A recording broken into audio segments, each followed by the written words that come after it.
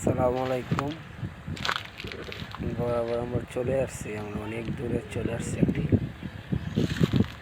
কলা বাগানের মধ্যে আসছি।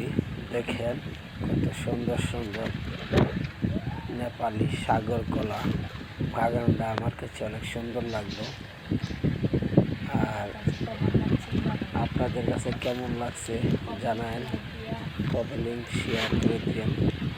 আর দেখেন কত ছোট ছোট গাছের মধ্যে কলা ধরছে।